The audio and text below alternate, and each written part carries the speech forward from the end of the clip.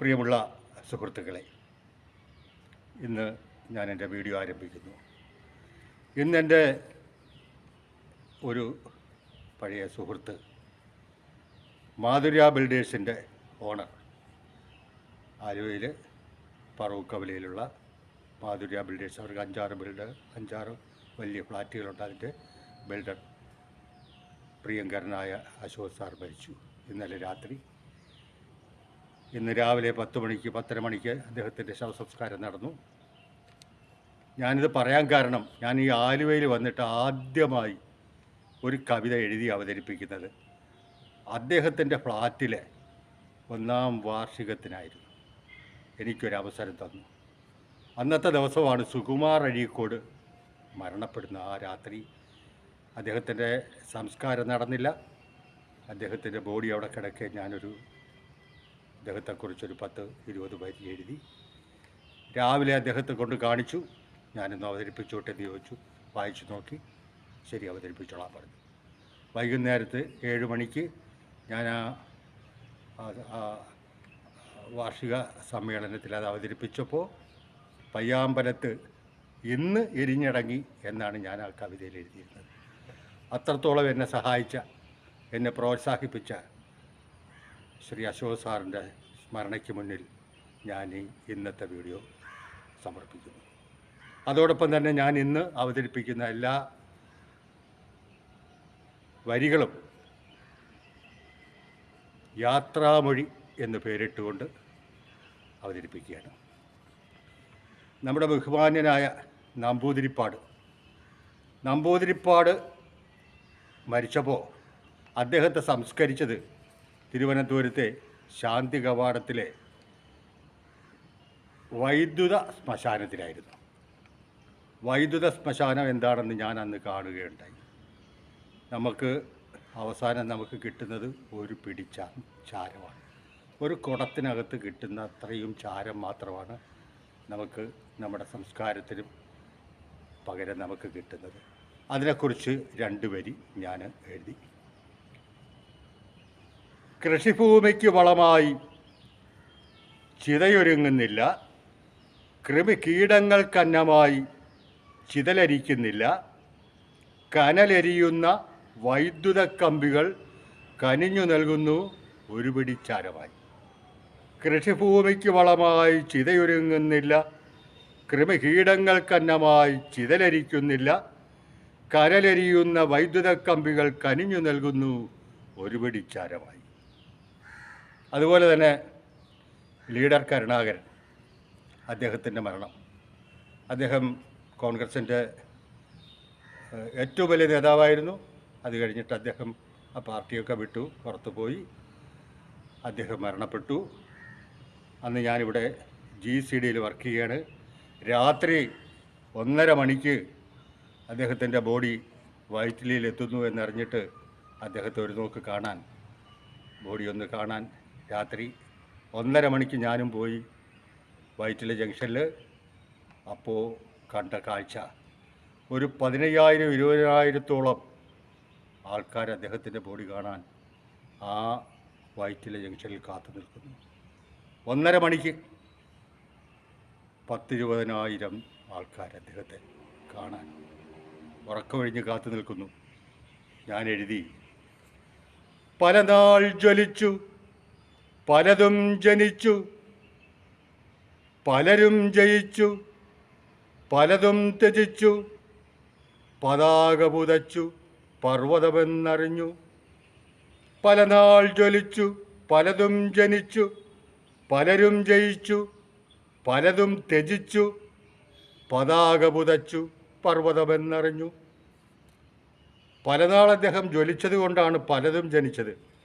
ഇവിടെ എയർപോർട്ട് ഉൾപ്പെടെ, ഈ സ്റ്റേഡിയം ഉൾപ്പെടെ, അങ്ങനെ പലതും അദ്ദേഹത്തിൻ്റെ പ്രയത്ന ഫലമാണ്. പലനാൾ ജ്വലിച്ചു, പലതും ജനിച്ചു, പലരും ജയിച്ചു. ഇപ്പോഴുള്ള നേതാക്കന്മാരെല്ലാം അദ്ദേഹത്തിൻ്റെ കൂടെ നിന്ന് വളർന്നവരാണ്. അദ്ദേഹം വളർത്തിയതാണ്.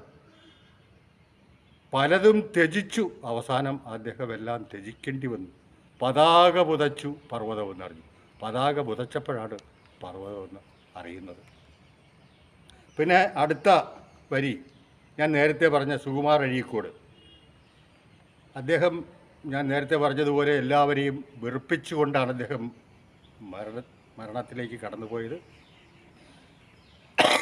അന്ന് അദ്ദേഹത്തെക്കുറിച്ച് ഒരു 2 വരി: വെറുക്കാനാകില്ല പൊറുക്കാൻ നമുക്കിനി പുലി നഖമാർന്ന പടുവൃണങ്ങൾ, മറക്കാനാകില്ല മരിക്കാനാകില്ല കത്തുന്ന സൂര്യനോ മരണമില്ല. വെറുക്കാനാകില്ല പൊറുക്കാൻ നമുക്കിനി പുലി നഖമാർന്ന പടുവൃണങ്ങൾ, മറക്കാനാകില്ല മരിക്കാനാകില്ല കത്തുന്ന സൂര്യനോ മരണമില്ല. ഇനി അടുത്തതായി ഒരു മരണത്തെക്കുറിച്ച് പറയാനുള്ളത് വളരെ വേദനയോടുകൂടി പറയുകയാണ്. കവി അയ്യപ്പൻ്റെ മരണം. നല്ലോണം എഴുതുമായിരുന്നു, പക്ഷേ എഴുതി അവസാനം പദ്യത്തിനടിമയായി. തിരുവനന്തപുരം പട്ടണത്തിൻ്റെ എല്ലാ ഭാഗത്തും ഈ കടത്തെണ്ണയിൽ നിന്ന്, അതുപോലെ യൂണിവേഴ്സിറ്റി കോളേജിൻ്റെ മുമ്പിലെ വെയിറ്റിംഗ് ഷെഡിൽ നിന്നൊക്കെ കുട്ടികൾക്ക് കവിത ചൊല്ലി കൊടുത്തിട്ട് അവരിൽ നിന്ന് 50-100 മേടിച്ച് മദ്യപിക്കുന്ന ഒരു അവസ്ഥയിലേക്ക് അദ്ദേഹം അവസാനമെത്തി. അദ്ദേഹത്തിൻ്റെ മരണം വളരെ ദുഃഖിപ്പിക്കുന്നത് തന്നെയാണ്. അദ്ദേഹം ഒരു ജനറൽ ഹോസ്പിറ്റലിൻ്റെ പരിസരത്തെ റോഡിൽ കിടന്ന് അദ്ദേഹം മരിക്കുന്നു. അദ്ദേഹത്തിൻ്റെ ബോഡി ആരും അറിയാതെ, തിരിച്ചറിയാതെ ജനറൽ ഹോസ്പിറ്റലിൽ എത്തിക്കുന്നു. അവിടെ മോർച്ചറിയിൽ വയ്ക്കുന്നു. അജ്ഞാത ജഡം എന്ന നിലയിലാണ് അദ്ദേഹത്തിൻ്റെ ബോഡി അവിടെ വെച്ചത്. പിറ്റേന്ന് പോസ്റ്റ്മോർട്ടം ചെയ്യാൻ ഡോക്ടർ വന്നത് ആ മൂടിയിരുന്ന തുണി മാറ്റി നോക്കിയപ്പോഴാണ് ഡോക്ടർക്കാണ് മനസ്സിലായത് ഇത് കവി അയ്യപ്പനാണ്. അദ്ദേഹത്തിൻ്റെ ആ ബോഡി ഉടനെ എല്ലാവരെയും അറിയിച്ചു. അദ്ദേഹത്തിൻ്റെ ബോഡി സംസ്കരിക്കാതെ 2 ദിവസം ജനറൽ ഹോസ്പിറ്റലിലെ മോർച്ചറിയിൽ തന്നെ വെച്ചു. കാരണം അന്നിവിടെ എൻ്റെ ഓർമ്മയിൽ ഇലക്ഷൻ എങ്ങാണ്ട് നടക്കുകയാണ്. ആ ഇലക്ഷന് വോട്ടെണ്ണലോ എങ്ങാണ്ടാണ്. അത് കഴിഞ്ഞിട്ട് അദ്ദേഹത്തിൻ്റെ സംസ്കാരം നടത്തിയാൽ മതി, എല്ലാവർക്കും പങ്കെടുക്കാൻ വേണ്ടി അദ്ദേഹത്തിൻ്റെ ബോഡി 2 ദിവസം മോർച്ചറിയിൽ വെച്ചു. 3-ാം ദിവസം അതെടുത്തു, അത് സംസ്കരിച്ചു. ഗവൺമെൻറ്റിൻ്റെ നേതൃത്വത്തിൽ അത് സംസ്കരിക്കുകയാണ്. എന്ത് വെടിയാ ഗവൺമെൻറ് ആചാരവെടി, ഗവൺമെൻറ്റിൻ്റെ ആചാരവെടിയോടുകൂടിയാണ് അദ്ദേഹത്തിൻ്റെ സംസ്കാരം നടന്നത്. അന്ന് ഈ റോഡിൽ കിടന്ന് മരിച്ചു അജ്ഞാത ജഡമായിട്ട്, അവകാശികളില്ലാത്ത ജഡമായിട്ടൊക്കെ കെട്ടി അവസാനം 2 ദിവസം അത് സൂക്ഷിച്ചു വെച്ചതിനെക്കുറിച്ച് അന്നത്തെ മുഖ്യമന്ത്രിക്ക് ഒരു ചെറിയ നീരസമുണ്ടായിരുന്നു. നമ്മുടെ ബഹുമാന്യനായ അച്യുതാനന്ദൻ പിറ്റേന്ന് ഈ ആചാരവടിയൊക്കെ കഴിഞ്ഞ് സംസ്കാരവും കഴിഞ്ഞ് പിറ്റേന്ന് ഒരു പ്രഖ്യാപനം നടന്നു. ഇങ്ങനെയുള്ള എല്ലാ മരണങ്ങൾക്കും ആചാരവടി വേണ്ട അദ്ദേഹം പ്രഖ്യാപിച്ചു. അന്ന് അദ്ദേഹത്തിന്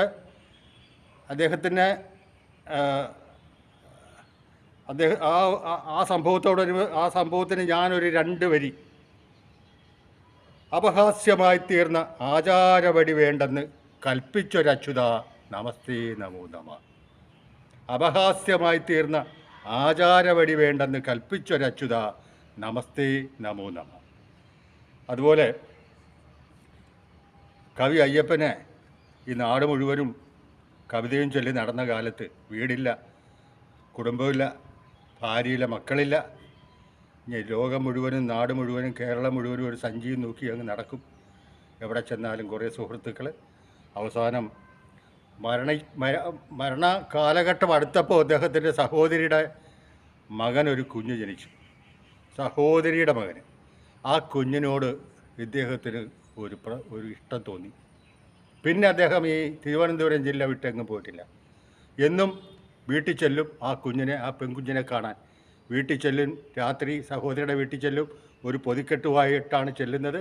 ആ പൊതിക്കെട്ട് കൊണ്ടുവരുന്ന അപ്പാപ്പനെയും തിരക്കി ആ കുഞ്ഞ് കാത്തിരിക്കും. അത് വാങ്ങി കഴിച്ചിട്ട് ആ കുഞ്ഞ് 4-5 വയസ്സ് വരെ ആ കുഞ്ഞ് ഉറങ്ങാറുള്ളൂ. അപ്പാപ്പൻ്റെ മടിയിൽ തലവെച്ചുകൊണ്ട് ആ കുഞ്ഞുറങ്ങും.